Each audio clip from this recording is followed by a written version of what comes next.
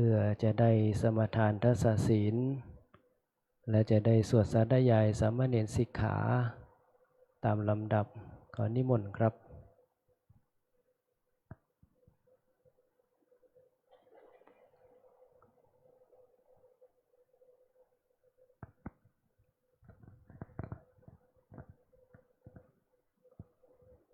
แล้วก็ในส่วนของอุบาสกอุบาสิกาที่จะถวายผ่านขอศีลได้มานั่งรอบริเวณทางด้านหน้าฝั่งขวาหน้าจอประชาสัมพันธ์ทีวีได้เลยนะครับ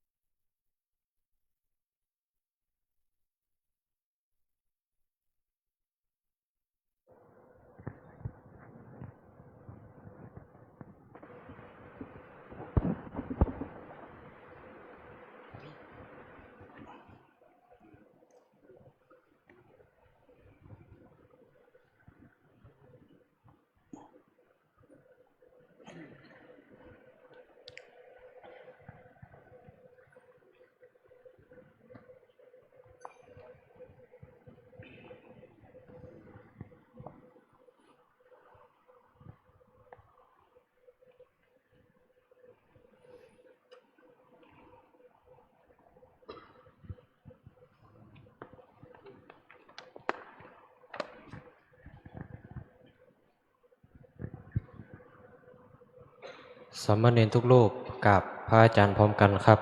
กราบ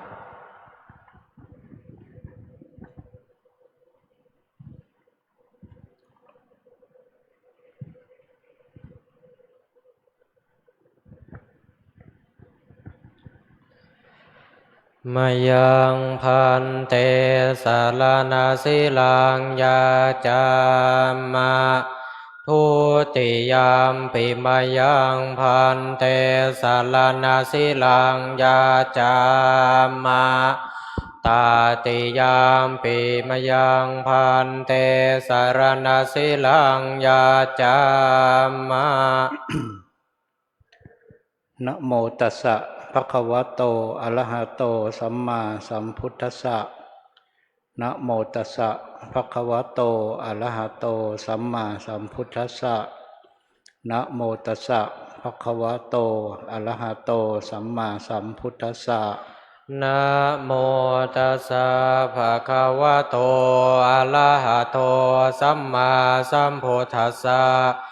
นะโมตัสสะภะคะวะโตอะระหะโตสัมมาสัมพุทธัสสะนะโมตัสสะภะคะวะโตอะระหะโตสัมมาสัมพุทธัสสะยะมหังวทามิตังวะเทหิอามะพันเตพุทธังสรณังคัจฉามิพุทธังสารนังคัจฉามิธัมมังสรณังคัจฉามิธัมมังสารนังคัจฉามิสังฆังสรณังคัจฉามิสังฆังสารนังคัจฉามิทุติยามปิพุทธังสรณังคัจฉามิทุติยามปิพุทธังสารนังคัจฉามิทุติยามปิธัมมังสรณังคัจฉามิทุติยามปิธัมมังสารนังคัจฉามิทุติยามปิสังฆังสรณังคัจฉามิทุติยามปิสังฆังสารนังคัจฉามิตติยามปิพุทธังสรณังคัจฉามิตติยามปิพุทธังสารนังคัจฉามิตติยามปิธัมมังสรณังคัจฉามิตติยามปิธัมมังสารนังคัจฉามิตติยามปิสังฆังสรณังคัจฉามิตติยามปิสังฆังสารนังคัจฉามิติสรณคัมมนังนิธิตังอามะพันเตปานาติปาตาเวรมณีปานาติปาตาเวรมณีอาทินนาธนาเวรมณีอาทินนาธานาเวรมณีอาพรหมจริยาเวรมณีอาพรหมจริยาเวรมณีมุสาวาทาเวรมณีโมสาวาทาเวรมณีสุราเมรยะมัชฌปมาทฐานาเวรมณีสุราเมรยะมัชฌปมาทฐานาเวรมณี ณี วิกาลโภชนาเวรมณี เวกาลโภชนาเวรมณี นัจจขีตวาทิตาวิสูกัทสนาเวรมณี นาจาคีตาวาทิตาวิสุกัทัสนาเวรมณี มาลาคันธาวิเลปนะทลนะมัดนะวิภูสนัฐานาเวรมณี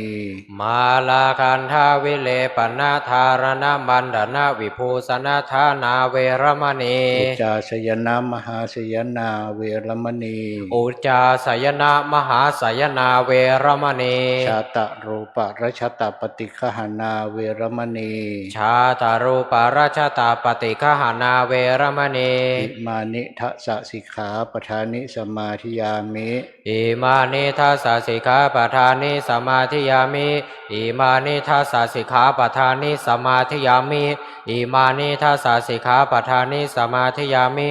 ครับ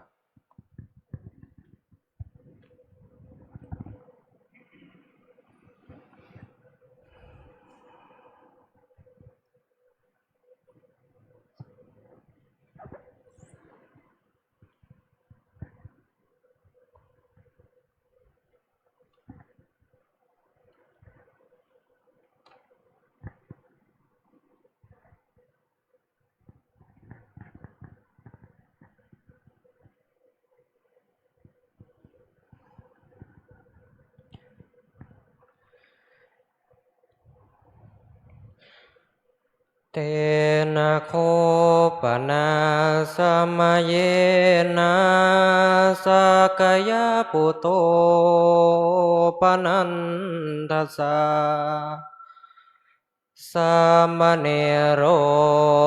กันตะโกนามากันตะกิงภิกขุนิงทุสียัตวาตมะทังภาควาภิกขุนันเยวสันติกาอานุญญาสิโคนาเสตุงสัมมเนรังทัสสังคิกังสัมมเนรานังนาสนาการนังขังพนามาเสทัสสะหิอังเคหิสมนาคตัง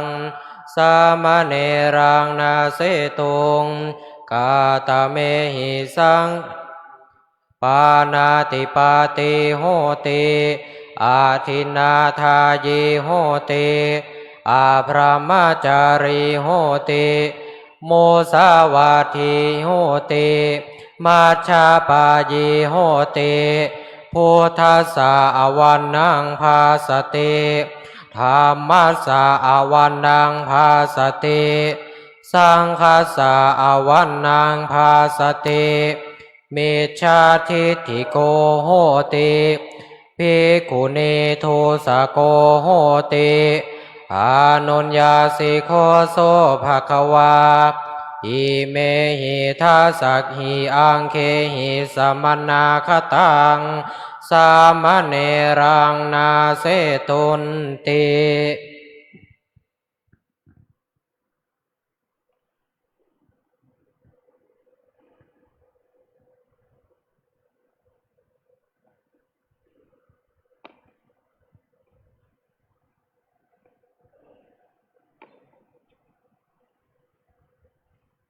ครับลำดับต่อไปขอเจริญพรเรียนเชิญตัวแทนอุบาสกอุบาสิกาได้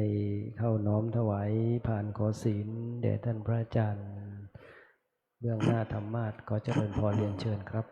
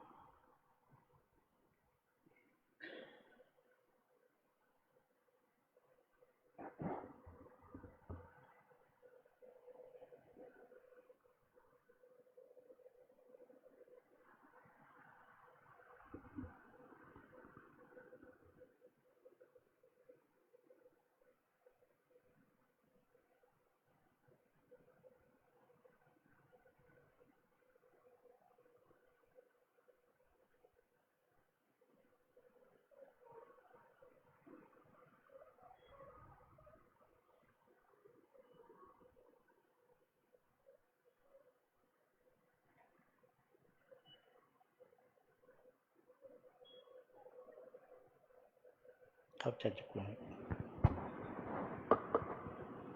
ผู้ไปหาหมอเจ้าแล้วครับนักหมอครับกำลังเปิด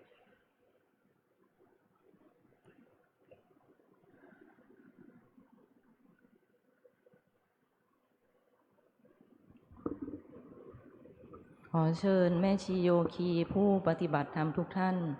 กราบพระอาจารย์พร้อมกัน3 ครั้งค่ะกราบ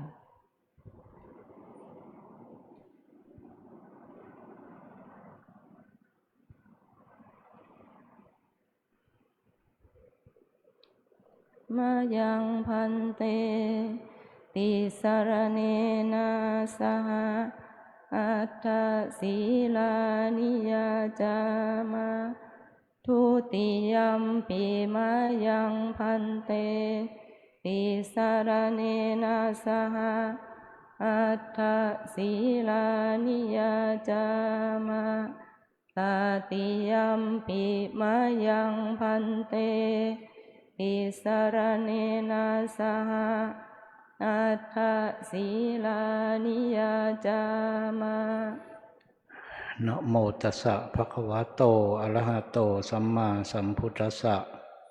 นะโมตัสสะภะคะวะโตอะระหะโตสัมมาสัมพุทธัสสะนะโมตัสสะภะคะวะโตอะระหะโตสัมมาสัมพุทธัสสะนะโมตัสสะภะคะวะโตอะระหะโตสัมมาสัมพุทธัสสะนะโมตัสสะภะคะวะโตอะระหะโตสัมมาสัมพุทธัสสะนะโมตัสสะภะคะวะโตอะระหะโตสัมมาสัมพุทธัสสะพุทธังสรณังคัจฉามิพุทธังสรณังคัจฉามิธัมมังสรณังคัจฉามิธัมมังสรณังคัจฉามิสังฆังสรณังคัจฉามิสังฆังสรณังคัจฉามิ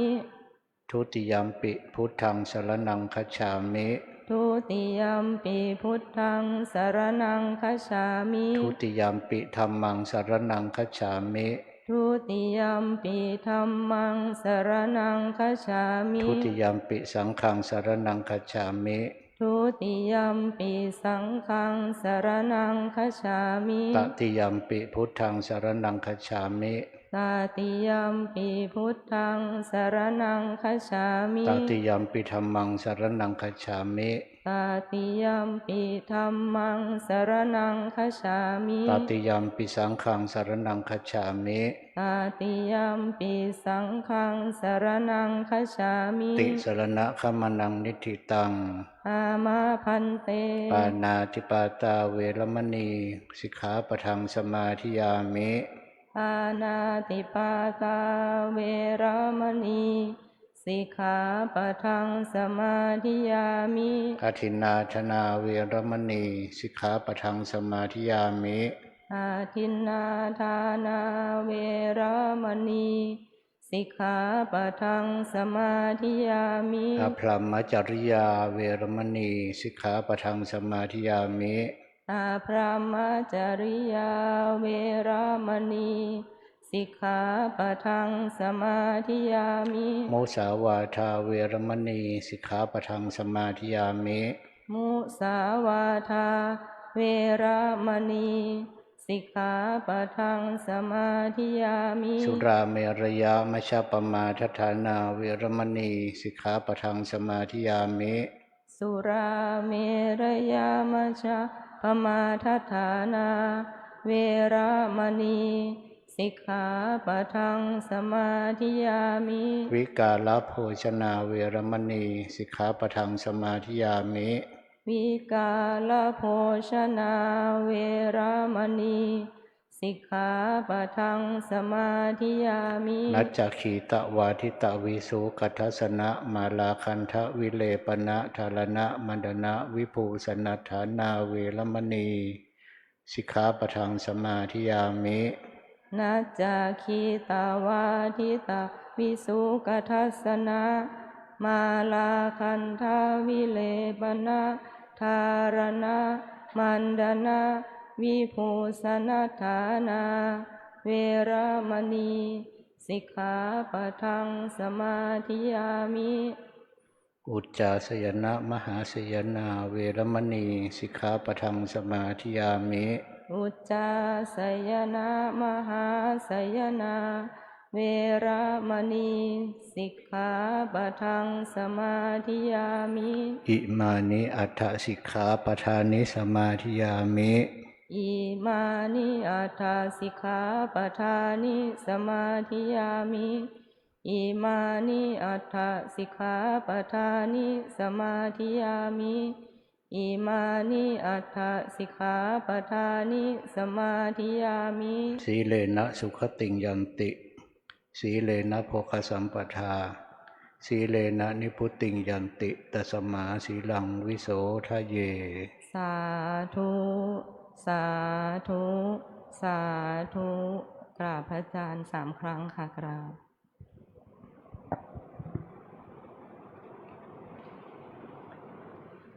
ครับต่อไปคณะแม่ชีอุบาสกอุบาสิกาทั้งหลายจะได้ร่วมกันกล่าวคำอาราธนาธรรมสืบต่อไปนะครับ ขอเชิญอาราธนาธรรมพร้อมกันนะครับธรรมาจาโลกาทิปติสัมปติกาตันชลีอานาทิวารัง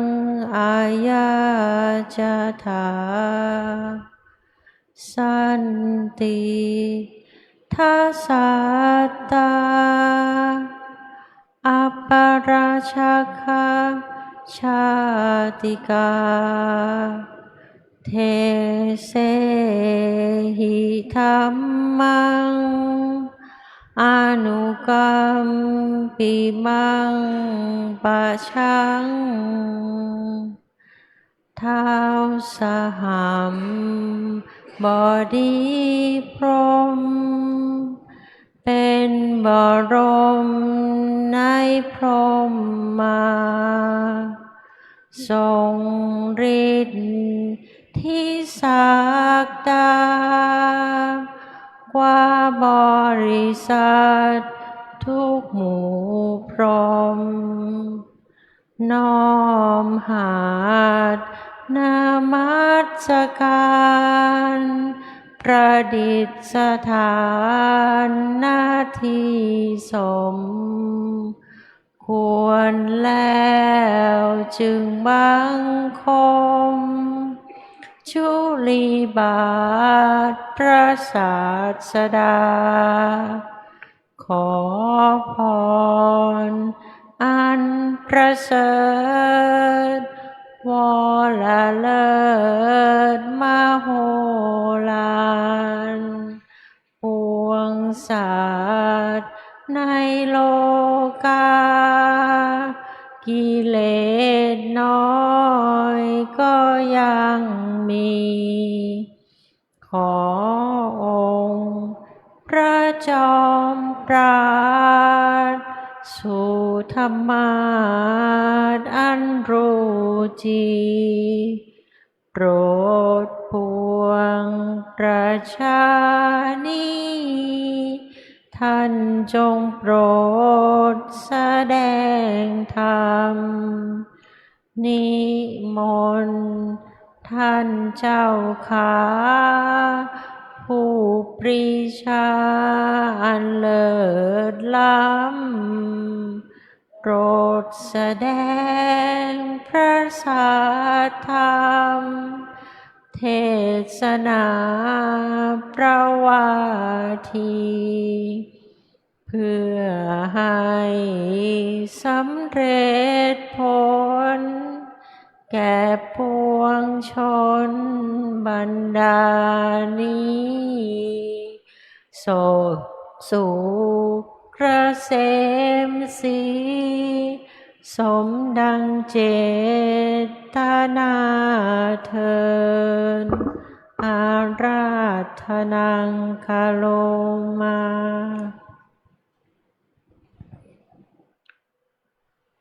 นะโมตัสสะภะคะวะโตอะระหะโตสัมมาสัมพุทธัสสะนะโมตัสสะภะคะวะโตอะระหะโตสัมมาสัมพุทธัสสะนะโมตัสสะภะคะวะโตอะระหะโตสัมมาสัมพุทธัสสะสุดสูสังรัพเตปัญญังติ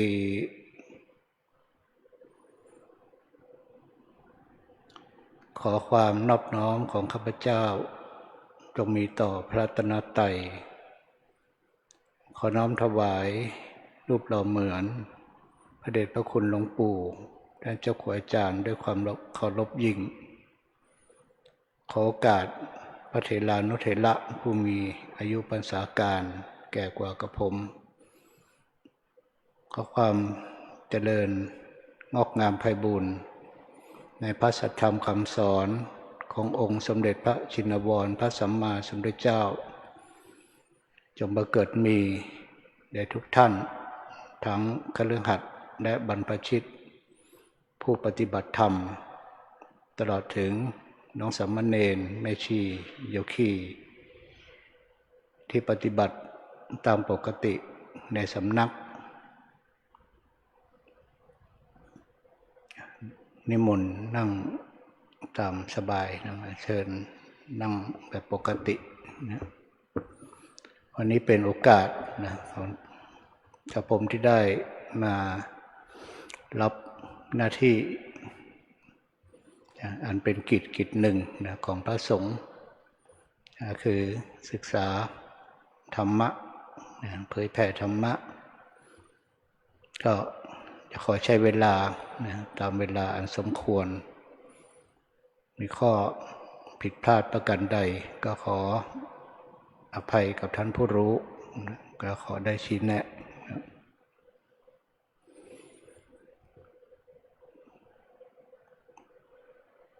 หัวข้อธรรมะนะที่ได้เป็นบาลีว่าการฟังได้ดีนะย่อมเกิดปัญญาซึ่งเป็นสาเหตุหนึ่งนะของการได้เกิดปัญญาคือปัญญาจากการได้ยินได้ฟังสุตตมยปัญญาฟังแล้วนะใครควรพิจารณาชื่อว่าจินตามยปัญญาได้นำไปปฏิบัติภาวนามยปัญญาการฟังตั้งใจดีฟังด้วยความเข้าใจก็ได้ทำให้การปฏิบัติของเราที่จะนำไปปฏิบัติได้ชัดเจนได้แม่นยำธรรมะของพระพุทธเจ้ามีมากมายจะสรุปลงก็คือให้พวกเรามีชีวิตดำเนินชีวิตด้วยความไม่ประมาทการเวียนว่ายตายเกิดในสังสารวัฏเป็นความทุกข์อย่างมหันต์และพระพุทธองค์ผู้ทรงตรัสรู้ในคืน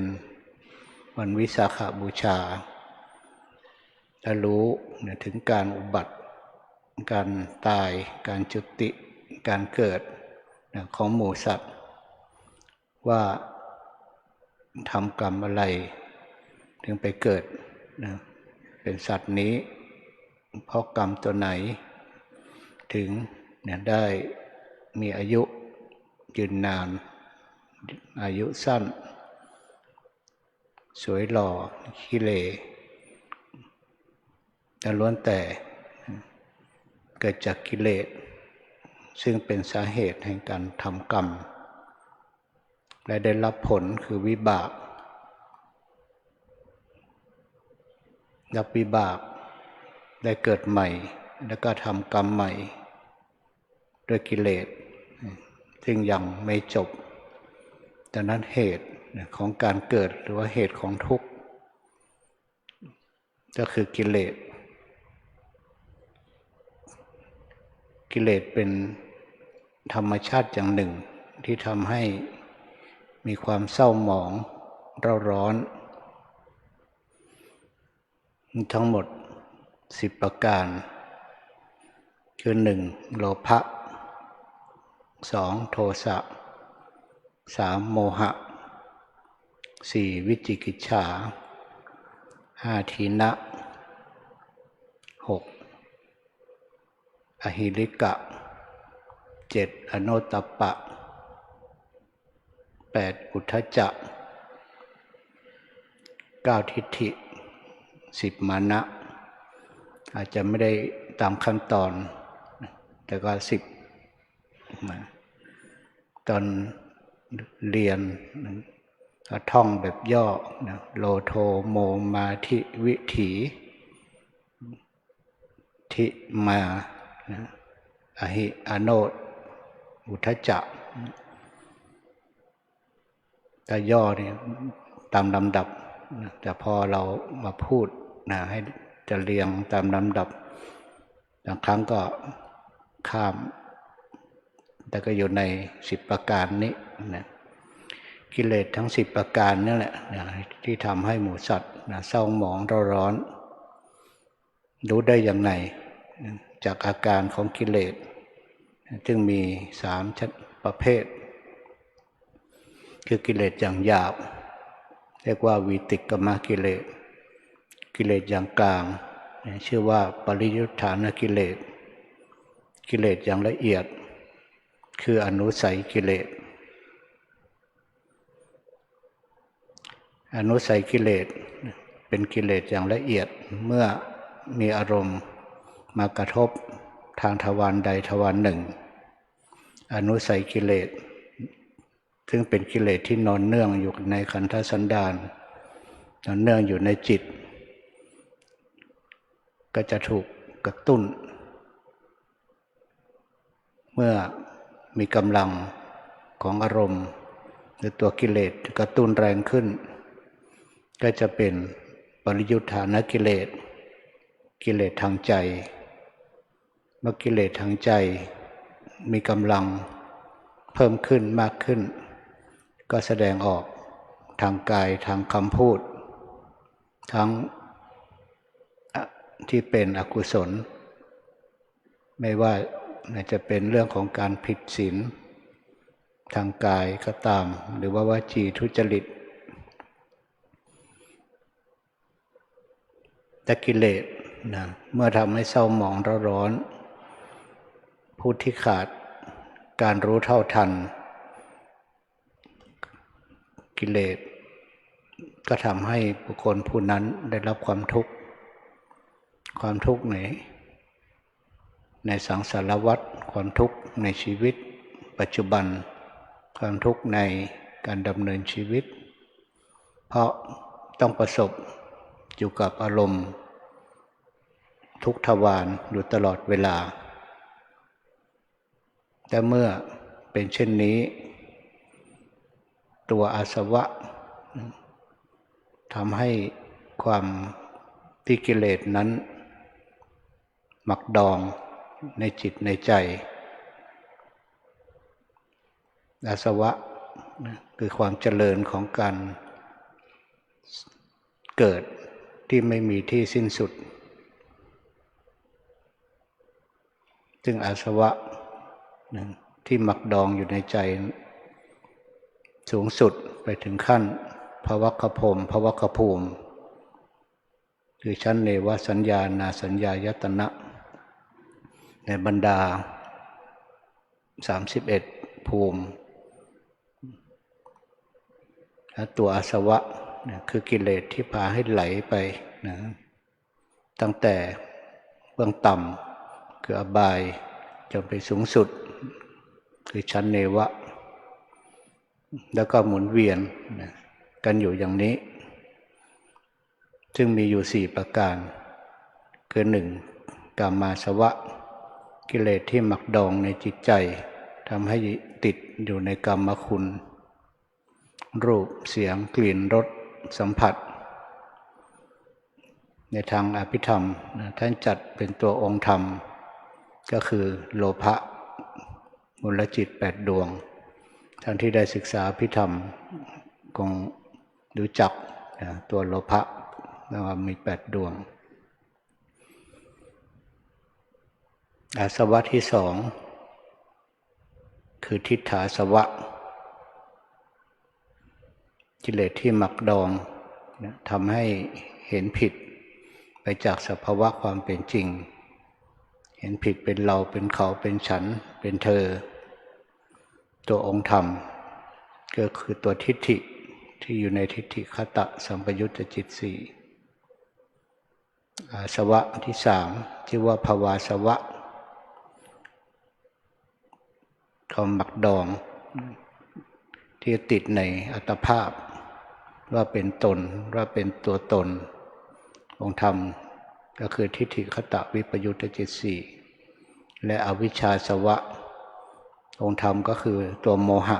ที่ในอกุศลจิตทั้งหมด12ดวงโมหะก็คือความหลงความไม่รู้ความโง่เขลาความไม่รู้ในที่นี้ไม่ได้หมายความว่าไม่รู้อะไรเลยรู้ทุกสิ่งแต่ไม่รู้ความจริงที่เป็นจริงตามสภาวะคือไม่รู้ทุกข์ไม่รู้เหตุแห่งทุกข์ไม่รู้การดับทุกข์ไม่รู้วิธีปฏิบัติเพื่อที่จะดับทุกข์เมื่ออาสวะตัวนี้หมักดองในจิตใจเนิ่นนานก็ทำให้การหมุนเวียนที่เรียกว่าวัฏฏะก็ยังมีกิเลสไม่ว่าจะเรียกว่ากิเลสหรืออาสวะหรืออนุสัย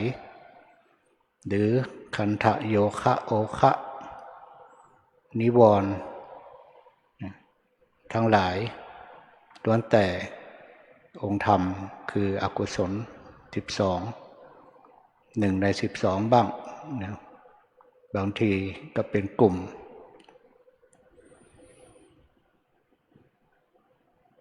ด้วยพระมหากรุณาธิคุณ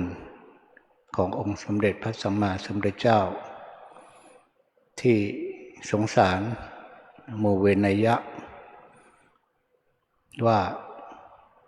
การเกิดทุกครั้งล้วนเป็นทุกข์ที่ในพระบาลีที่มีว่าชาติทุกขาปุณณปุณังการเกิดบ่อยๆเป็นทุกข์จะทำยังไงเพราะอะไรถึงเกิดบ่อยๆเพราะเหตุให้เกิดยังมียังมีการเกิดแต่ที่มีคำถามว่าเกิดมาทำไมถึงเกิดมาเราหาคำตอบได้บางทีก็ตอบแบบภาษาชาวบ้านหรือว่าอาจจะฟังแล้วก็กวนๆก็เพราะอยากเกิดนั่นก็เลยเกิดไอ้ตัวอยากนั้นคือตัณหาจึงเป็นเหตุของการเกิดการเกิดทุกครั้งเป็นทุกข์ก็เรียกว่าเหตุของการเกิดก็คือตัวตัณหานั่นคือเหตุนอกจากตัณหาแล้วด้วยความไม่รู้อวิชชาก็ปิดบังว่าการเกิดเป็นทุกข์ตัณหาก็จึงแสวงหาภพแสวงหาภูมิที่อยู่เพื่อที่จะเกิดแม้กระทั่งได้เกิดในอบายเกิดเป็นสัตว์เดรัจฉานก็ยังมีความยินดีต่อการเกิดนั้นด้วยความมีตัณหาเหนียวแน่นเป็นอุปทานแต่อวิชชาตัณหาอุปทานนี่คือเหตุของการเกิดพระองค์ผู้ตรัสรู้แจ้งถึงความเป็นจริงในข้อนี้พระองค์ถึงได้ตัดคำสอนเพื่อให้ออกจากทุกข์เพื่อให้หมู่สัตว์เห็นความเป็นจริงในประเด็นนี้จึงมีพระคาถาที่เป็นพระบาลีกล่าวถึงทางสายเอก คือเอกายโนอายังภิกขเวมัคโคสัตตนังวิสุทธิยาโสกปริเทวะทุกขโทมนัสอุปยัสสะทุกขโทมนัสสัจฉิกิริยายะยะทิทังจัตตโลสติปัฏฐานาดูก่อนภิกษุทั้งหลายทางนี้เป็นทางอันเอกเป็นทางเพื่อเข้าสู่ความบริสุทธิ์หมดจดเป็นหนทางที่ดับทุกข์ดับปริเทวนาการเป็นทางที่ให้รู้ความจริงของชีวิตเป็นทางเพื่อที่ทำให้พระนิพพานให้แจ้งทางนี้ชื่อว่าสติปัฏฐานสี่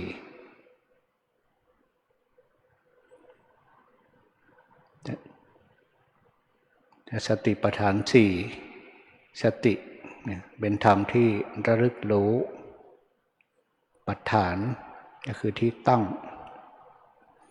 สติปัฏฐานสี่ก็คือที่ตั้งของสติสี่ที่คือกายานุปัสสนาสติปัฏฐานเวทนานุปัสสนาสติปัฏฐานจิตตานุปัสสนาสติปัฏฐานธรรมานุปัสสนาสติปัฏฐานสติตั้งมั่นพิจารณาเห็นกายตามความเป็นจริงว่าเป็นสิ่งไม่สวยงามอสุภะเวทนานุปัสสนาสติตั้งมั่นพิจารณาเวทนาตามความเป็นจริงว่าเป็นนามธรรมที่เป็นทุกข์จนกายที่เป็นรูปธรรมเป็นสิ่งไม่สวยงามจิตตานุปัสสนาสติตั้งมั่นพิจารณาให้เห็นจิตซึ่งเป็นนามธรรมว่าเป็นสิ่งที่ไม่เที่ยงธรรมานุปัสสนาสติตั้งมั่นพิจารณาธรรมในความเป็นอนัตตานี่คือพิจารณาเห็นตามความเป็นจริงแต่ทำไมนะคนทั่วไปถึงไม่เห็นความเป็นจริงตรงนี้หรือแม้กระทั่งนักปฏิบัติที่ยังไม่เห็นความเป็นจริงตรงนี้ก็เพราะว่ามีสิ่งที่ปิดบังให้ไม่เห็นความเปลี่ยนแปลงคือสันตติจึงปิดบังอนิจจัง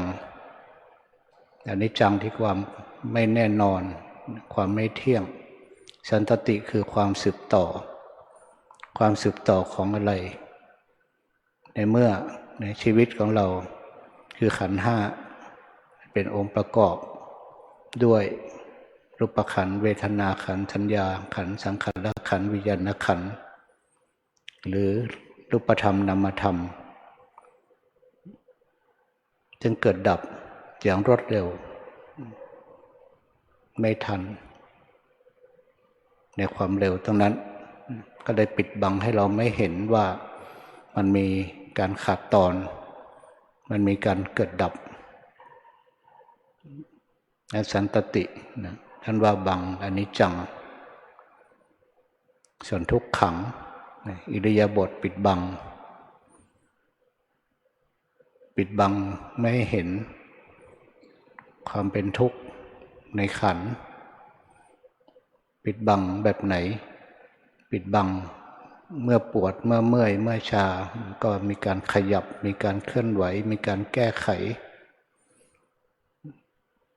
ความเข้าใจคนทั่วไปก็เลยมองไม่เห็นทุกขสัจจะที่มีอยู่จริงๆในขันธ์ก็ไปวิปลาสคลาดเคลื่อนว่าเป็นสุขคณะสัญญา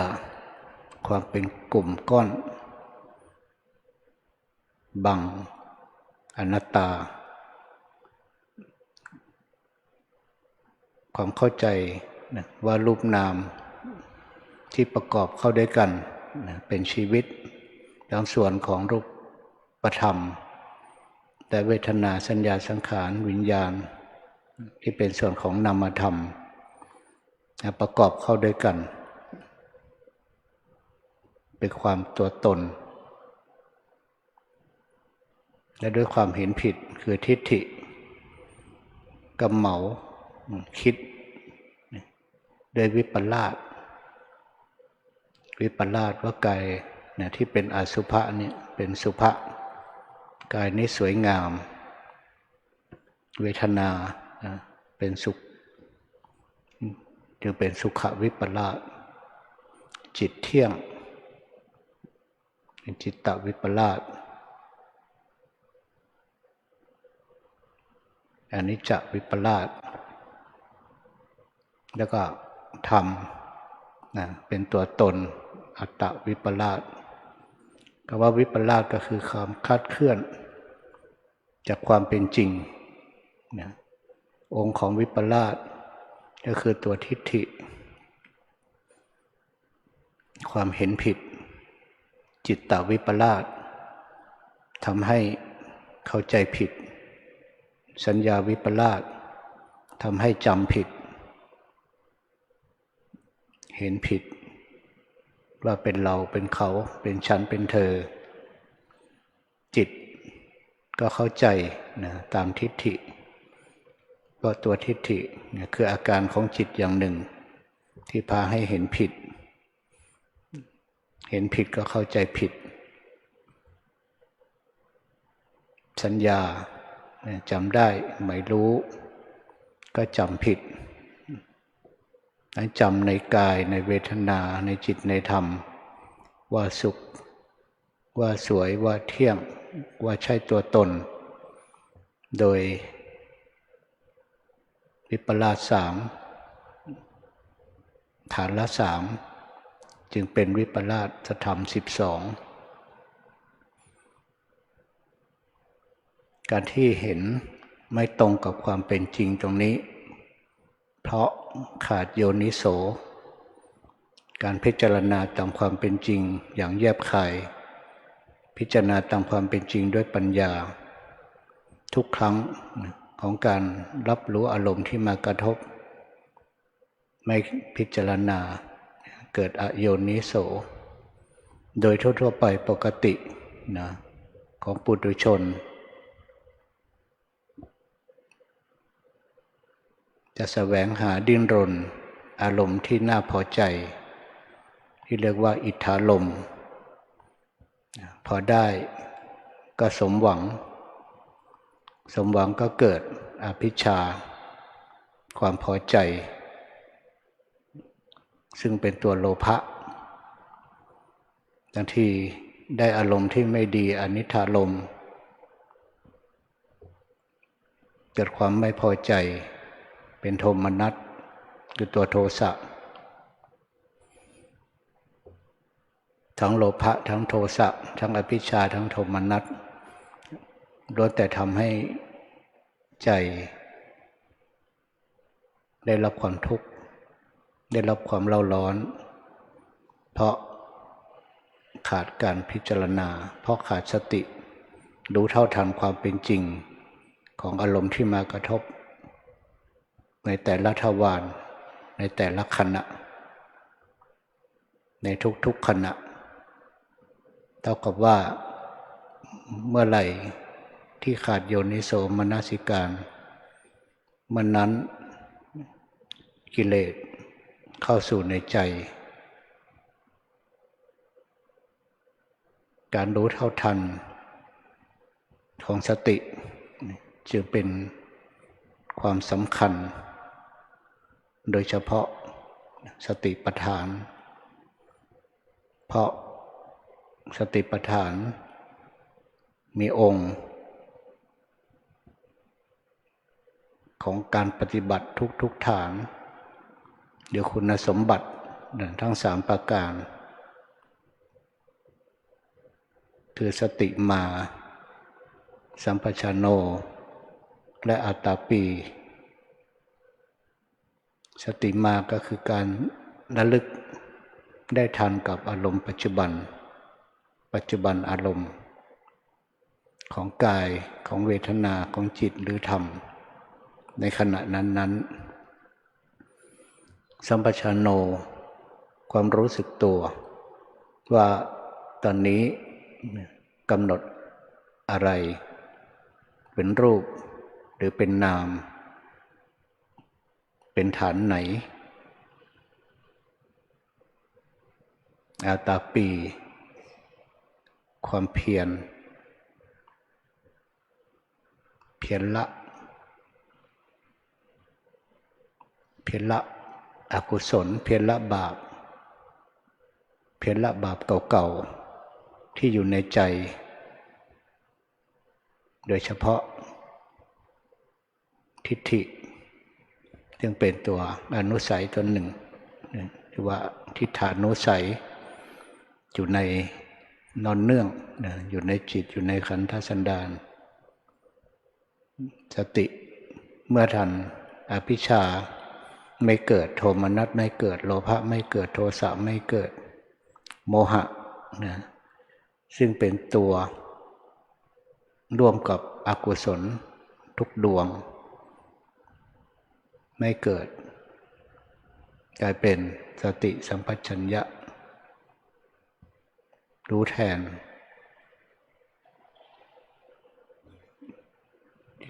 นี่ละอกุศลโดยเฉพาะทิฏฐิในความเห็นผิดเบื้องต้นระวังไม่ให้อกุศลใหม่เกิดขึ้นในขณะที่รู้ทันอภิชฌารู้ทันโทมนัสเท่ากับว่าอกุศลใหม่เกิดไม่ได้ตัณหาใหม่เกิดไม่ได้ถ้าว่าไม่หวังที่จะต้องการอารมณ์ที่ดีหรือปฏิเสธอารมณ์ที่ไม่ดีสติสัมปชัญญะกำหนดอารมณ์ปัจจุบันได้ทันอภิชฌาโทมนัสไม่เกิดตัณหาไม่เกิดแล้วกับว่าละอกุศลที่กำลังเกิดไม่ให้เกิดสร้างกุศลใหม่การกำหนดสติที่ทันปัจจุบันก็คือกุศลที่กำลังปรากฏที่กำลังเกิดขึ้นโดยธรรมชาติของจิตกุศลและอกุศลไม่สามารถเกิดร่วมกันได้ฉะนั้นเมื่อกุศลเกิดอกุศลก็ตกไปแต่ถ้าอกุศลเกิดกุศลก็ตกไปในการสร้างกุศลเมื่อสร้างแล้วก็ต้องสร้างบ่อยๆสร้างให้ต่อเนื่องสร้างให้ติดต่ออย่ารักษากุศลที่สร้างขึ้นมาแล้วให้ต่อเนื่องให้พอกพูนให้เพิ่มพูนยิ่งขึ้นไปฉะนั้นผู้ปฏิบัติถ้าเข้าใจในหลักตรงนี้ในขั้นเตรียมพร้อมก็คือเตรียมในขั้นรู้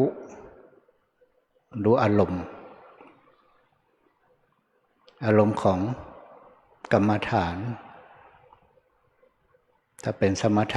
กรรมฐานก็เป็นอารมณ์40เป็นอารมณ์ที่เป็นบัญญัติแต่งตั้งขึ้นมาเพื่ออุบายให้จิตสงบอารมณ์วิปัสสนาก็คือรูปธรรมนามธรรมที่ของจริงที่ปรากฏอยู่จริงๆและแสดงอาการของความไม่เที่ยงอนิจจังของความเป็นทุกข์ทุกขังของความเป็นอนัตตา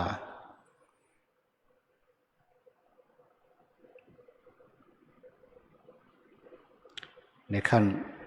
รู้ว่าอารมณ์ของสติปัฏฐานอารมณ์ของวิปัสสนาหรือจะเรียกว่ามัชฌิมาปฏิปทาหรือมรรคพรหมจรรย์จุดประสงค์ก็คือออกจากทุกข์ให้ได้ เข้าใจขั้นที่สองก็คืออารมณ์ปัจจุบันปัจจุบันมีสองอย่างหนึ่งปัจจุบันธรรมคือความเป็นไปของรูปของนามที่ปรากฏอยู่ตลอดเวลาขันธ์ห้าทำงานอยู่ทุกขณะตลอดเวลาเกิดดับเกิดดับเป็นไปอย่างรวดเร็วจิตก็เกิดเร็วดับเร็วรูปก็เกิดเร็วดับเร็วแต่รูปจะช้ากว่าจิตแต่ยังไงก็ตามก็ทั้งเกิดทั้งดับไปทั้งคู่ในความเปลี่ยนแปลงที่ผู้ปฏิบัติจะไม่เห็นตรงนี้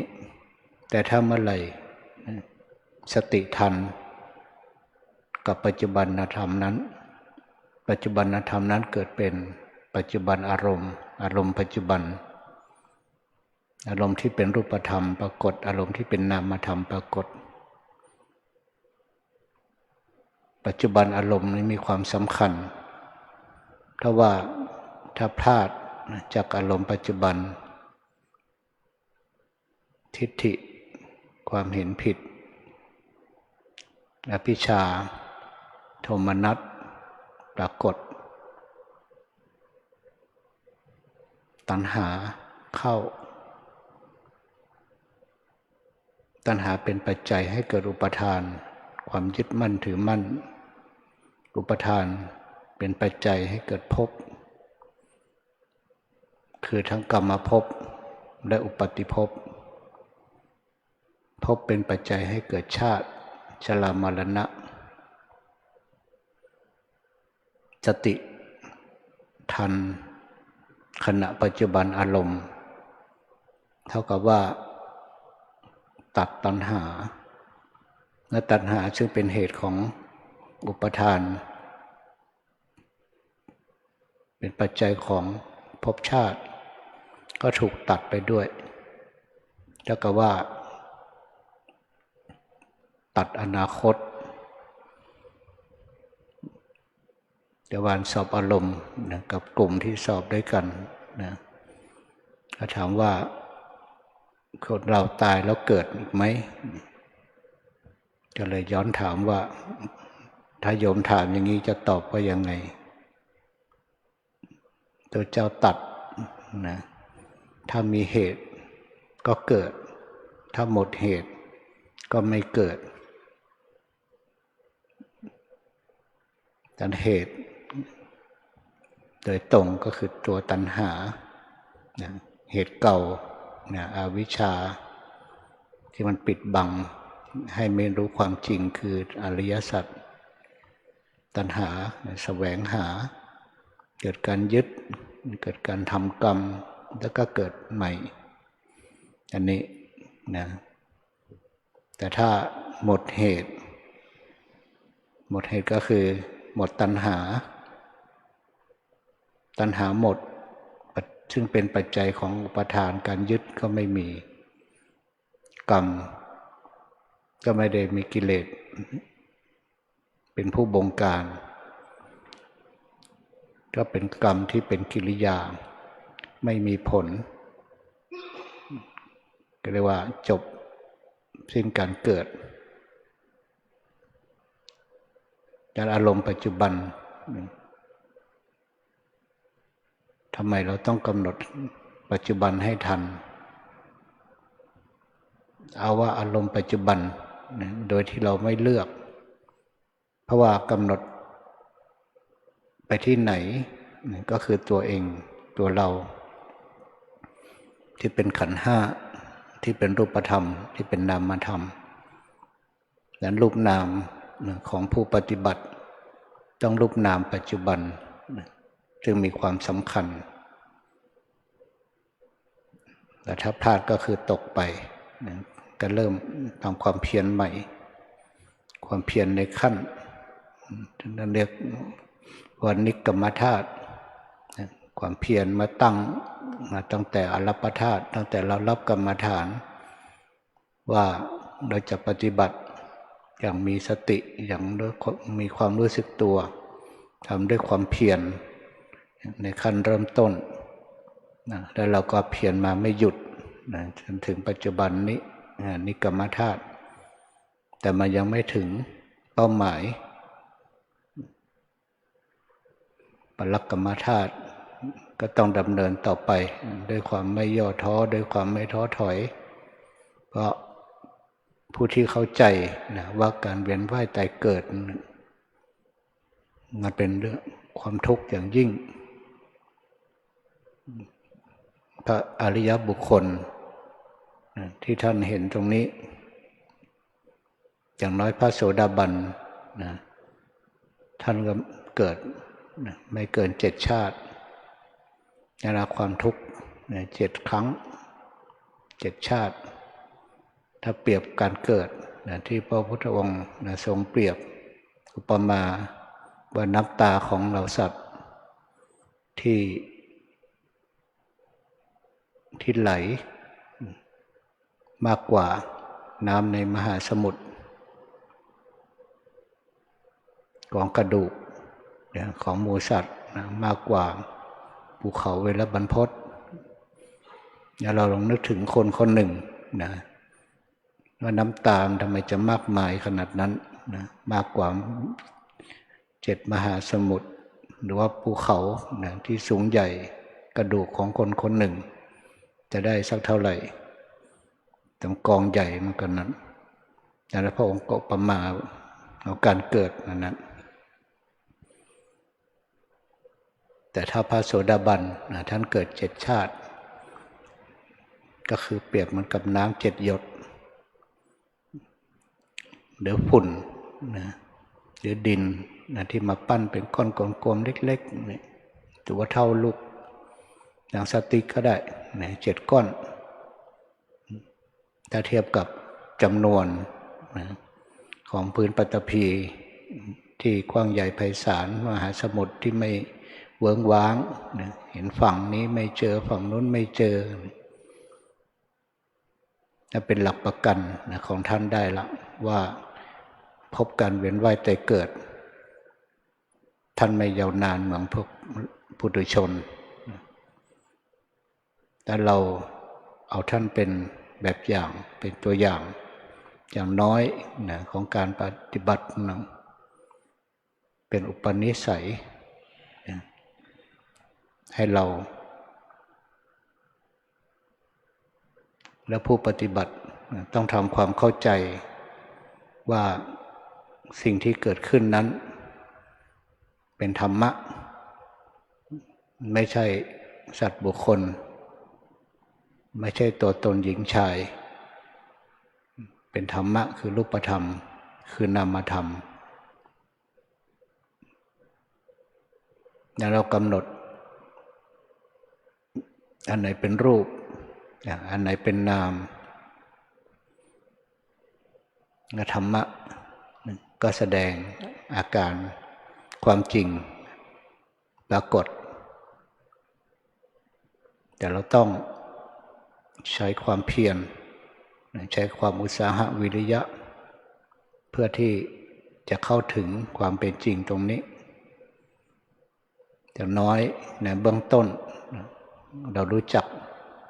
อันไหนคือรูปอันไหนคือนามให้ได้แล้วก็กำหนดรู้พิจารณาว่าอันนี้เป็นรูปอะไรอันนี้เป็นนามอะไรรูปแต่ละขณะที่ปรากฏถ้าเราเห็นปัจจุบันตรงนั้นนะความตัดของพระพุทธองค์ก็ชื่อว่าเราได้ปฏิบัติตามที่ว่าคโนโวมาอุปจคาขณะอย่าได้ล่วงท่านไปขณะในที่นี้ก็คือขณะปรากฏของนามปัจจุบันขณะที่ปรากฏของรูปปัจจุบันรูปปัจจุบันนามปัจจุบันแต่ลักษณ์ก็จะปรากฏด้วยอะไรด้วยเราเห็นความจริงว่ารูปที่เรากำหนดนั้นเกิดขึ้นสืบต่อตั้งอยู่และดับไปนามที่เรากำหนดนั้นเกิดตั้งดับเห็นการเกิดเห็นการดับนั้นผู้ที่จะเห็นการเกิดการดับได้ ก็คือผู้ที่มีอดีตเหตุที่เรียกว่าปุเพกตปุญญาตามีบารมีสั่งสมเคยปฏิบัติธรรมมีอุปนิสัยเรียกว่าเป็นผู้ที่เกิดมาด้วยไตรเหตุปฏิสนธิเรียกว่าติเหตุกะบุคคลบุคคลที่เกิดมาพร้อมด้วยเหตุสามคืออโลภะเหตุอโทสะเหตุอโมหะเหตุติเหตุกะบุคคลเราจะรู้ได้ยังไงนะว่าเราเป็นเหตุไหนท่านก็บอกว่าผู้ทำสมถะปฏิบัติแล้วสามารถเข้าถึงฌานได้ผู้นั้นเป็นติเหตุกะบุคคลหรือผู้ที่เจริญวิปัสสนาเห็นการเกิดการดับของรูปของนามได้ผู้นั้นเป็นติเหตุกะบุคคลแต่ถ้าเราไม่ถึงหรือว่าไม่ใช่ก็เกิดด้วยเหตุสองเรียกว่าทวิเหตุกะบุคคลด้วยอโลภะเหตุอโทสะเหตุแต่ไม่มีปัญญาขาดปัญญาขาดญาณสัมปยุตแต่ก็เป็นเหตุให้เราได้สั่งสมอุปนิสัยในปัจจุบันได้สามารถเป็นอารมณ์ที่เป็นกรรมอารมณ์หรือกรรมนิมิตอารมณ์ก่อนที่จิตจะจุติมาเป็นอารมณ์ให้จิตนั้นได้เสวยโอกาสในปฏิสนธิภพหน้าเปลี่ยนเป็นติเหตุได้แต่โอกาสที่เรามีคำสอนของพระพุทธองค์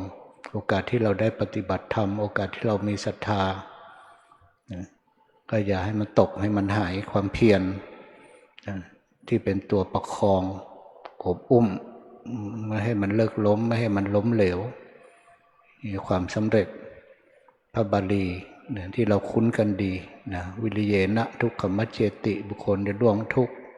ได้เพราะความเพียรในสัมมาประธานทั้งสี่และความเพียรนะวิริยะนี้อยู่ในโพธิปักขิยธรรมซึ่งมี37ประการมีองค์ทั้ง7มีวิริยะอยู่6นะโพธิปักขิยธรรม7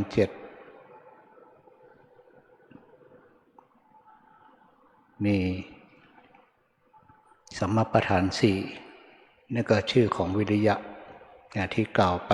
นะละอกุศลระวังอกุศลใหม่ไม่ให้เกิดสร้างกุศลรักษากุศลอิทธิบาท4จะเป็นความเพียรที่เป็นพร้อมกับกุศลถ้าความเพียรทั่วๆไปขยันทำงานหาเงินหาทองอันนั้นไม่ได้เป็นไปเพื่อออกจากทุกข์แต่วิริยะในอิทธิบาทท่านเรียกว่าวิริยิทธิบาทอินทรีย์5วิริยินทรีย์อินทรีย์ที่มีความเป็นใหญ่ในธรรมทั้ง5ประการศรัทธาสติสมาธิปัญญาถ้าวิริยะเป็นใหญ่ธรรมทั้ง4ประการก็จะคล้อยตามวิริยะศรัทธาคล้อยตามวิริยะสติคล้อยตามวิริยะสมาธิปัญญาคล้อยตามวิริยะวิริยะที่เป็นพละความไม่หวั่นไหววิริยะมาเป็นสู่ที่เป็นพละวิริยะพละไม่หวั่นไหวในความเกียจคร้านไม่หวั่นไหวในความง่วงเหงาเห่านอนแล้วก็วิริยะ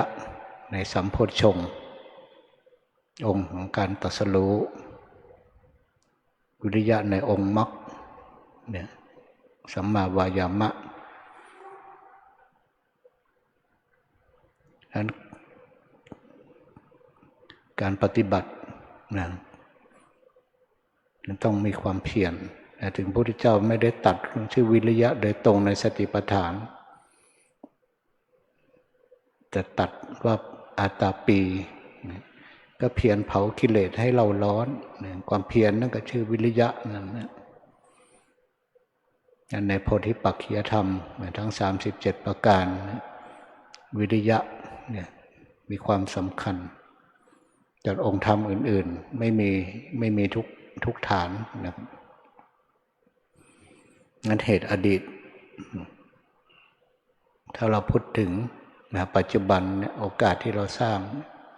ต่อไปมันก็จะเป็นอดีตเท่ากับว่าเราสะสมเหตุของอดีตและเหตุปัจจุบัน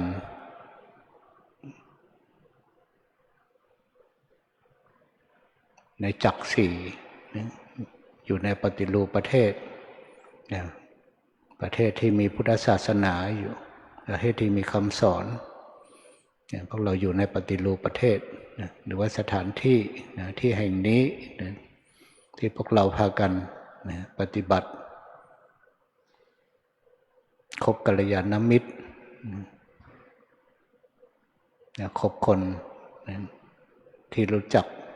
แนะนำชักจูงบอกกล่าวตักเตือนกัลยาณมิตรใกล้ชิดพระธรรมใกล้ชิดพระธรรมตัวเราเนี่ยธรรมะเห็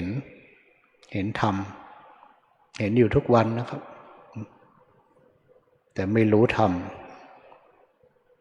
ใกล้ชิดเห็นต้องรู้ด้วยนะนั้นเห็นด้วยสติรู้ด้วยปัญญาได้เป็นญาณญาณวิปัสสนาการมีโยนิโสมีความสำคัญคิดพิจารณาไตร่ตรองให้ถี่ถ้วนให้ความใส่ใจสนใจสังเกตเป็นพิเศษว่าสภาวะอารมณ์ปัจจุบันคืออะไรแล้วอารมณ์นั้นดับรู้ตอนเกิดรู้ตอนดับไม่ทันตอนเกิดก็ให้เห็นตอนดับเดี๋ยวเห็นทั้งเกิดเห็นทั้งดับต้องคอยสังเกตต้องคอยรู้ศึกษาเข้าใจหลักการวิธีการนี่เรียกว่าคบกัลยาณมิตรใกล้ชิดพระธรรมเมื่อเข้าใจหลักการวิธีการญาณวิปัสสนาเห็นไตรลักษณ์เห็นความเป็นจริงของรูปของนามที่เปลี่ยนแปลงอยู่ทุกขณะตลอดเวลาไม่มีรูปไหนที่มั่นคงถาวรไม่มีนามไหนที่ไม่เปลี่ยนแปลงมาเข้าใจอย่างนี้วิปัสสนาญาณ9จะเกิดขึ้นตั้งแต่อุทยพยญาณไปจนถึงอนุโลมญาณอนุโลมญาณก็คือญาณที่คล้อยตามอริยสัจอริยสัจก็มีทุกข์พระองค์เป็นทุกข์ทุกข์ที่มีอยู่จริงๆถ้าคำว่าทุกข์ก็สัจจะก็คือไม่เปลี่ยนแปลงเป็นอื่นทุกข์ก็คือทุกข์จะเป็นสัจจะคือความจริงปรากฏอยู่ตลอดเวลาไม่ว่ายืนเดินนั่งนอนพระองค์กำหนดให้มีกิจต่อทุกข์ด้วยการให้กำหนดรู้ปริญญยกิจให้กำหนดรู้สมุทัยหรือว่าเหตุของทุกข์พระองค์กำหนดให้ละหรือประหารทำประหารกิจนิโรธหรือว่านิพพาน ตรงกำหนดนะให้ทำให้แจ้งนะให้ทำให้แจ้งสัจฉิกริยจิตแล้วก็มรรคตรงกำหนดให้ภาวนาตัวที่จะทำให้เขาถึงความเห็นแจ้งภาวนากิจในกิจต่ออริยสัจทั้งสี่ทุกข์ให้กำหนดรู้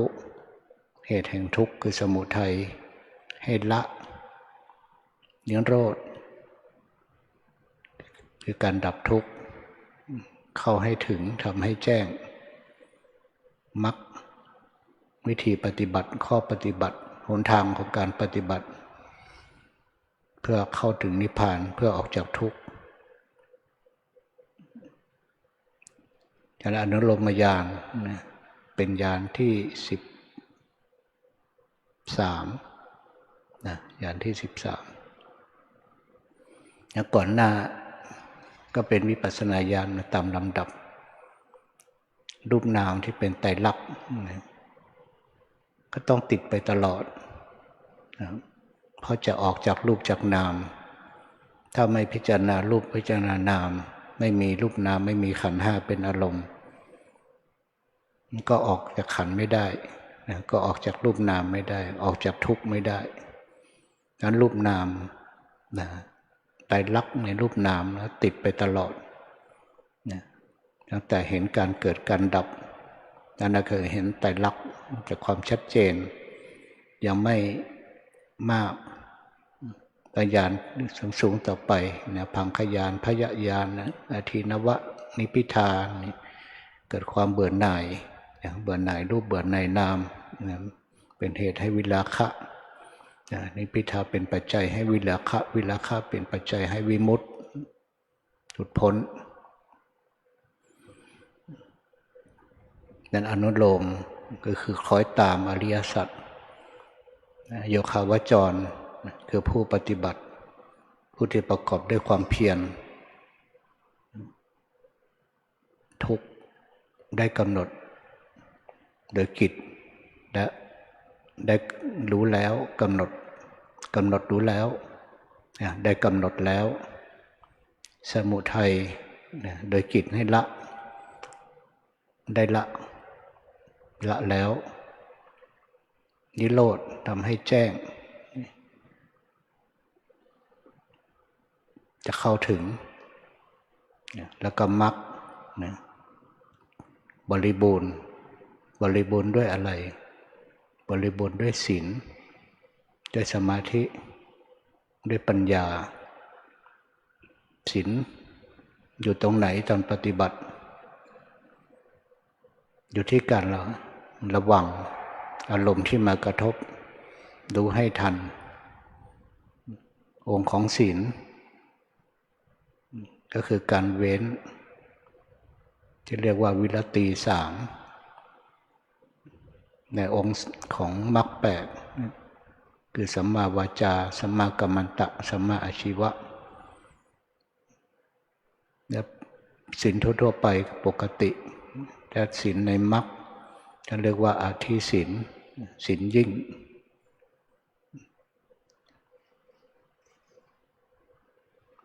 สมาธิความตั้งมั่นต่ออารมณ์ที่กำหนดไม่หวั่นไหวด้วยความเพียรด้วยความมีสติด้วยความมีสมาธิสัมมาวายามะสัมมาสติสัมมาสมาธิองค์ทั้งสามคือตัวสมาธิและปัญญาสมาธิทิสัมมาสังกัปปะปัญญาเห็นทุกข์ละเหตุแห่งทุกข์วิตกตึกที่จะออกจากกามพยาบาทเบียดเบียนก็คือออกจากโลภะโทสะโมหะอันนี้เป็นตัวปัญญาหรือเรียกว่าอธิปัญญา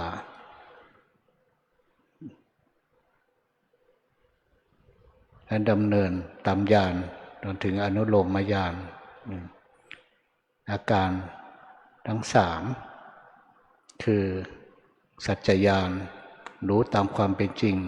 ว่าอันนี้ทุกข์อันนี้เหตุแห่งทุกข์อันนี้ดับทุกข์อันนี้ข้อปฏิบัติเราดับทุกข์เรียกว่าสัจจญาณกิจจญาณได้ทำกิจนั้นกตญาณกิจนั้นสำเร็จแล้วทุกข์ได้กำหนดรู้แล้วสมุทัยนิตัณหาได้ละแล้วนิโรธทำให้แจ้งมรรคเจริญบริบูรณ์แล้วอนุโลมญาณคล้อยตามสัจจะกิจจะกตะปริวัติสามในอริยสัจสี่เป็นอาการ12ดังนั้นก็เกิดโคตรภูญาณญาณที่ข้ามโคตรถ้าเป็นปุถุชนก็ข้ามโคตรปุถุชนไปสู่อริยชนอริยบุคคลเบื้องต้นอริโสดาปฏิมรรคเกิดขึ้นประหารอกุศลละมูลคือในอกุศล12ถูกประหารไป5 ตัว5 ดวงนะคือทิฏฐิคตะสัพยุตจิต4 ดวงแล้วก็วิจิกิจฉา1 ดวงถูกละโดยเด็ดขาดเรียกว่าเป็นสมุจเฉทประหารถูกทำลายเด็ดขาดไป5 ดวงอกุศลมูลถ้าอาสวะก็ตัวทิฏฐาสวะความเห็นผิดว่าเป็นตัวตนถูกทำลายลง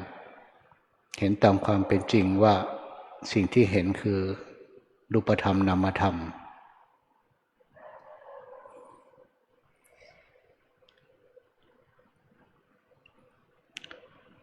ส่วนตัวสังโยชน์ก็ถูกละด้วยสักกายทิฏฐิวิจิกิจฉาศีลพัตตปามาสความเห็นผิดว่าขันธ์เป็นเราตัวเราเป็นตัวตนถูกละถูกทำลายเด็ดขาดไปความลังเลสงสัยในพระรัตนตรัยสงสัยในคุณของพระพุทธเจ้าสงสัยในพระวรกายของพระองค์ถูกทำลายเด็ดขาดการปฏิบัติที่มันจะผิดนอกวิธีจากมรรคไม่เกิดขึ้นในใจของพระอริยบุคคลขั้นพระโสดาบันมรรคจิตเกิดทำลายประหารกิเลสเด็ดขาดผลจิตก็เสวยทั้งมรรคทั้งผลมีพระนิพพานเป็นอารมณ์เป็นญาณที่14ญาณที่15ญาณที่16ว่าปัจเจเวคขณะญาณพิจารณากิเลสพิจารณามรรคผลที่เกิดนิพพานเป็นอารมณ์พิจารณากิเลสที่ละได้พิจารณากิเลสที่เหลืออยู่การทำ5 ประการพิจารณามรรคผลนิพพานกิเลสที่ละได้กิเลสที่เหลือขั้นโสดาปฏิมรรคกับบุคคลอันนี้เป็นผลจากการปฏิบัติวิปัสสนากรรมฐานส่วนพระสกทาคามีนี่ท่านก็ประหารบางคนว่าพระสกทาคามีไม่ได้ประหารกิเลสอะไรประหารกิเลสที่เหลืออยู่ให้มันเบาบางลงโลภะเบาบางลงโทสะโมหะเบาบางลงถ้าเรียกว่าตนุกลประหารพระอนาคามีละอาสวะก็คือกลับมาอาสวะละอกุศลมูล2 ดวงคือโทสะมูลจิต2 ดวง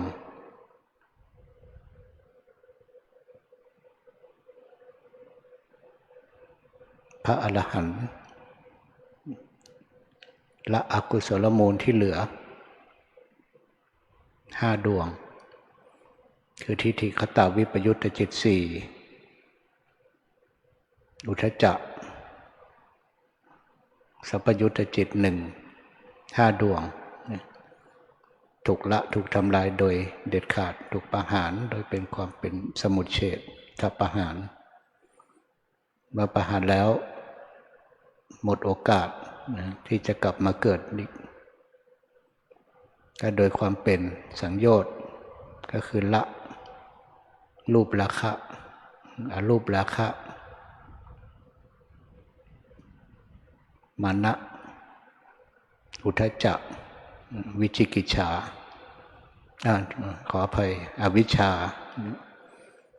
รูปราคะอรูปราคะมานะอุทธัจจะอวิชชาสังโยชน์ที่เป็นเครื่องมัดผูกมัดหมูสัตว์ไม่ให้ออกจากวัฏฏะเปรียบเหมือนกับเชือกทั้ง10 เส้นถูกทำลายโดยมรรคทั้ง 4ก็สิ้นสุดพระอรหันต์ท่านก็พิจารณามรรคผลนิพพานกิเลสที่ละแต่กิเลสที่เหลือไม่มีแล้วเท่ากับว่าไม่มีกิจที่จะต้องทำหมดภารกิจหมดภาระในการแบกของหนักภาราหเวปัญจขันธาขันธ์ทั้ง 5เป็นของหนักบุคคลเป็นผู้แบกผู้ยึดหมดการแบกหมดการยึดหมดกิจหมดหน้าที่ในการทำให้ตนเองออกจากมลทินออกจากสังสารวัฏออกจากวัฏทุกข์จากเส้นทางของการปฏิบัติธรรมคือเป้าหมายของความพ้นทุกข์ความออกจากทุกข์แล้วเราในฐานะพระภิกษุก็ดีสามเณรผู้ปฏิบัติให้เรามีทิศทางให้มันมีเป้าหมายให้ชัดเจนแต่เรามีฉันทะมีความพอใจที่จะออกจากทุกข์ความเพียรของเราก็เป็นความเพียรอย่างแรงกล้าที่จะออกให้ได้สมาธิก็ต้องเป็นสมาธิที่เป็นใหญ่เป็นอธิปดีปัญญาก็ให้เป็นอธิปดีในความเป็นใหญ่ตรงนี้เป็นองค์เป็นกำลังให้กำลังจิตกำลังใจของเราเข้มแข็งโดยเฉพาะการปฏิบัติที่พวกเราได้มาปฏิบัติกันถึงจะเป็นตามโครงการอันนี้ก็เป็นชื่อนะแต่ตัวจริงๆของธรรมะก็คือตัวเราเองนะจะอยู่ต่อนะ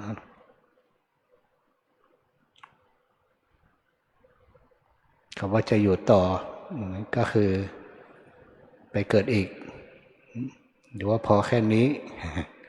อยู่ต่อหรือพอแค่นี้ถ้าคิดว่าผู้มีปัญญาก็คงไม่อยากจะเกิดแต่อย่างน้อยมันเกิดมาก็ให้ได้เกิดเป็นสุขติเพื่อเราจะได้มาต่อยอดบุญต่อยอดกุศลเพราะเหตุปัจจุบันที่เราสร้างพยายามสร้างเหตุปัจจุบันอย่างต่อไปมันก็จะกลายเป็นอดีตเป็นปุเพกตปุญญาตาเราย้อนระลึกนึกถึงเราได้มาเดินจงกรมได้มานั่งสมาธิที่วัดพระธาตุกลับไปต่อยอดที่วัดไปที่เราพำนักไม่ว่าที่ไหนก็ตามโอกาสได้สั่งสอนแนะนำแล้วก็เป็นประโยชน์ประโยชน์ของตนประโยชน์ของท่านประโยชน์โดยส่วนตัวประโยชน์ในภพนี้ประโยชน์ในภพหน้าประโยชน์ถึงที่สุดก็คือพระนิพพาน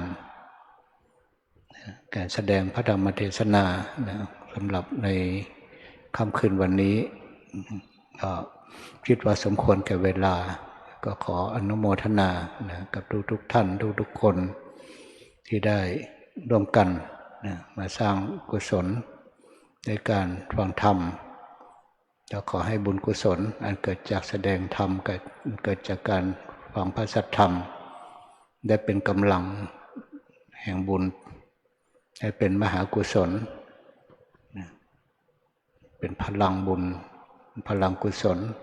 ให้พวกเราได้มีกำลังของการประพฤติปฏิบัติมีกำลังใจไม่ย่อท้อมีความเพียรที่ไม่หยุดจนเข้าถึงความสำเร็จคือมรรคผลนิพพาน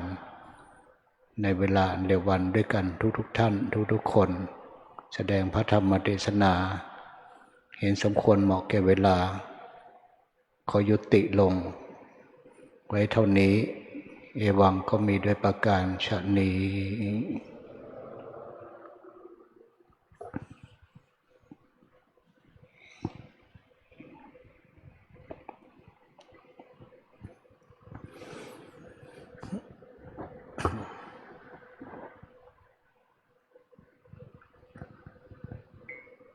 ท่านไม่ชี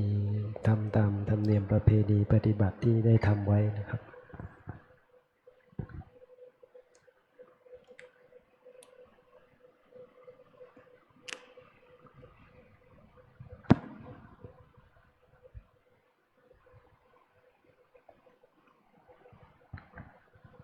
ไม่เป็นไรครับตามธรรมเนียมปฏิบัติที่ได้วางเอาไว้โดยปกติหลังจากที่จบพระธรรมเทศนาทางคณะแม่ชีคณะอุบาสกอุบาสิกาจะได้กล่าวคำสาธุการในรูปแบบที่ได้ประพฤติปฏิบัติกันมาเมื่อครั้งที่พระเดชพระคุณหลวงปู่พระพรหมมงคลยังอยู่นะครับไม่เป็นไรในโอกาสนี้จะได้ขออาราธนาตัวแทนในนามของพระภิกษุผู้เข้าโครงการท่านอาจารย์พระมหากล้องไผ่สาคโรได้เป็นตัวแทนโครงการในน้อมถวายบูชาพระธรรมเทศนาในท่านอาจารย์พระครูอาทรสมาธิวัฒน์ในน้อมบูชาธรรม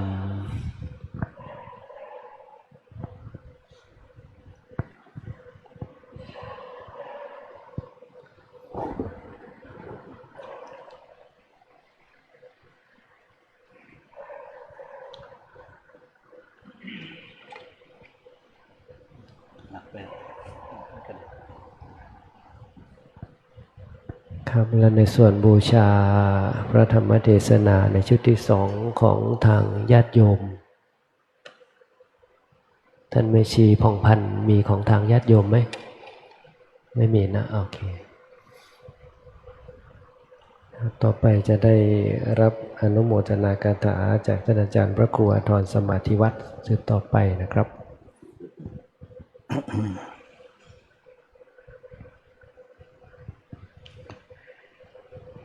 ยะถาวาลิวหาปุลาปลิปุเรนติสาคลังเอวะเมวะอิโตทินังเปตานังอุปกัปปติอิชิตังปฏิตังตุมหังคิปะเมวะสมิจฉตุสพเพปุเรนตุสังกปปาจันโทปนราโสยะถามณิโชติราโสยะถาสัพพิติโยวิวัชชันตุสัพพโรโควินัสตุมาเตภวัตวันตรโยสุขีธิกายุโกภวะอภิวาทนาสีริสานิจังวุธาปจายโนจตารโอธรรมาวัฏันติอายุวันโนสุขังพลังชัยสิทธิธนังลาพังสติภาคายังสุขังพลังสิริอายุจวันโนจะโพคังวุฒิจะยสวาสตวาสาจะอายุจะชีวสิทธิภวันตุเตภวตุสัพพมังคลังละขันตุสัพพเทวตาสัพพพุทธานุภาเวนะสทาสดทิภาวันตุเตภวตุสัพพมังคลังละขันตุสัพพเทวตาสัพพธรรมานุภาเวนะสทาสดทิภาวันตุเตภวตุสัพพมังคลังละขันตุสัพพเทวตาสัพพสังฆานุภาเวนะ สัทธาสดถีพระวันตุเต สาธุสาธุสาธุกับพระธรรมเทศนาเนื่องในวันโกนขึ้น7 ค่ำเดือน 8 วันอาทิตย์ที่ 21 เดือนมิถุนายน พุทธศักราช 2569 โดยท่านอาจารย์พระครูอาทรสมาธิวัฒน์พระอาจารย์สันติทาวโร อภิธรรมบัณฑิต ผู้ช่วยเจ้าวาดพระรามหลวงพระวิปัสสนาจารย์ประจำสำนักปฏิบัติธรรมประจำจังหวัดเชียงใหม่แห่งที่ 1ท่านอาจารย์ได้เมตตาให้ธรรมะเป็นทานแก่เราท่านทั้งหลายในนามของพระภิกษุภิกษุณีอุบาสกอุบาสิกาผู้เข้าโครงการฝึกอบรมพระวิปัสสนาจารย์รวมไปถึงคณะพระสงฆ์สามเณรแม่ชีโยคีผู้ประพฤติปฏิบัติธรรมวัดพระธาตุศรีจอมทองวรวิหารทุกคนทุกท่านขอกราบอนุโมทนาขอบคุณในเมตตาท่านอาจารย์พระครูอาทรสมาธิวัฒน์เป็นอย่างสูงที่ได้เมตตาให้ธรรมะเป็นทานแก่เราท่านทั้งหลายได้น้อมนำไปประพฤติปฏิบัติตามธรรมเนียมประเพณีที่พระเดชพระคุณหลวงปู่พระพรหมมงคลได้วางเอาไว้ภายหลังที่เราท่านทั้งหลายได้รับฟังพระธรรมเทศนาเนื่องในวันโกนเราท่านทั้งหลายจะได้ร่วมกันประมวลเอาธรรมะและได้น้อมนำมาประพฤติปฏิบัติเราท่านทั้งหลายจะได้เจริญจิตตภาวนาร่วมกันเป็นระยะเวลาประมาณ10 นาทีกราบอาราธนาทุกรูปและเรียนเชิญทุกท่านณบัดนี้ครับ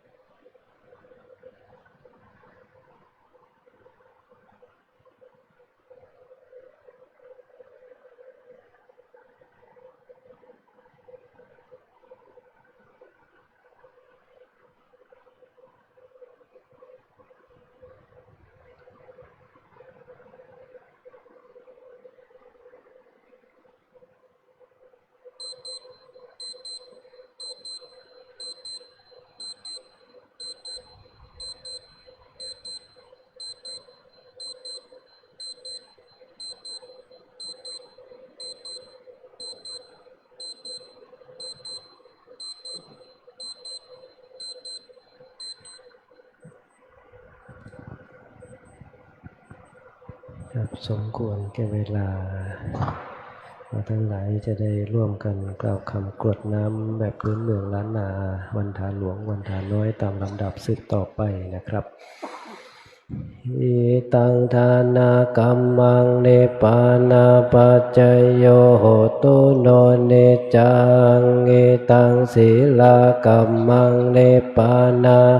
จโยโหตุโนเนจังอิตังภาวนากัมมังเนปานาจโยโหตุโนเนจังยังกินเจโกสาลังกาตัมพังกัมมังสัพเพหิกาเตหิกาตังปุญญังโนนุโมทันโตสุนันโตพนโตเยเทวาอัสสมิงฐานเนอาทิกาตาทิคายกาสัทธาโหนตุสัมภาสัตตานังสุขีอัตตานังปาหาลันตุมาตาปิตาสุขิตาโหนตุทุกขาปะมุจจันตุสัพเพยติกาสุขิตาโหนตุทุกขามุจจันตุสัพเพอายาติกาสุขิตาโหนตุทุกขามุจจันตุสัมเพปิสาสัมเพยัคขาสัมเพเปตาสุขิตาโหนตุทุกขา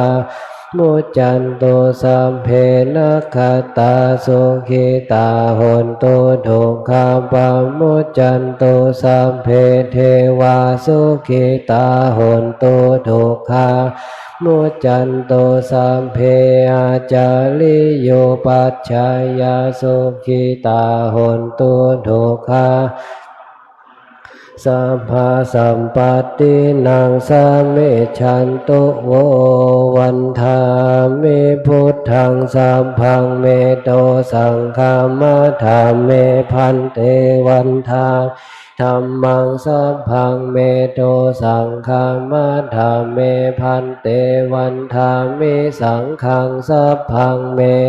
สังฆามัฏฐาเมพันเตวันธามิคุโลปัจจาจาริเยสัพพังเมโตสังฆามัฏเมพันเตวันธามิกัมมัฏฐานังสัพพังเมโตสังฆามัฏ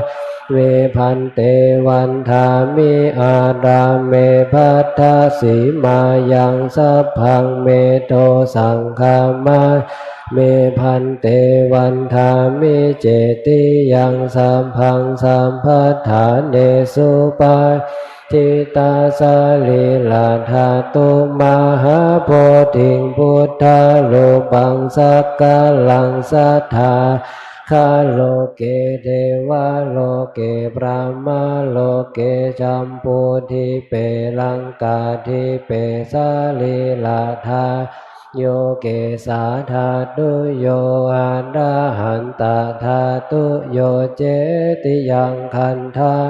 ติงจตุราสิติสาหาเสธรรมขันเทสัพเพสังปา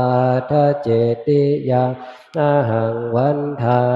มิสัพพะโสกรา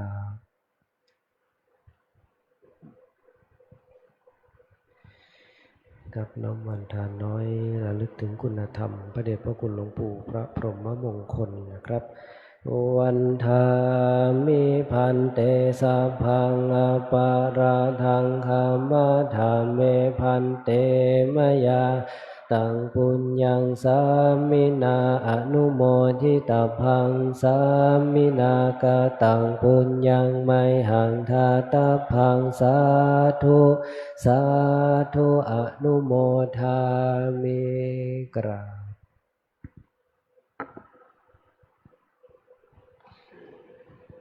เฉพาะครูบาอาจารย์ที่มีพรรษาอายุการน้อยกว่าท่านอาจารย์พระครูอาทรสมาธิวัฒน์ได้น้อมวันทานน้อยท่านอาจารย์อีกครั้งหนึ่งนะครับวันธามิพันเตสัพพังอปาลาทังคามาธาเมพันเตมยา ตังปุญญังสามินาอนุโมทิตาพังสามินากาตังปุญญังไมหังทาตาพังสาธุสาธุอนุโมทามิ ทิขายุโกจัตตารโอธรรมาวัฏันติอายุวันโนสุขังพระลั สาง ธุสาธุสาธุครับกล่าวคำบูชาพระรัตนตรัยอีกคำรบหนึ่งนะครับอะระหังสัมมาสัมพุทโธภควาพุทธังภวันตังอภิวาเทมิสวากขาโตภควตาธัมโมธัมมังนัมสสามิสุปฏิปันโนภควโตสาวกสังโฆสังฆังนะมามิครับในส่วนของกิจกรรมวันโกนภาคค่ำของวันนี้ก็สำเร็จเสร็จสิ้นลงแต่เพียงเท่านี้ขออนุโมทนากับทุกคนทุกท่านที่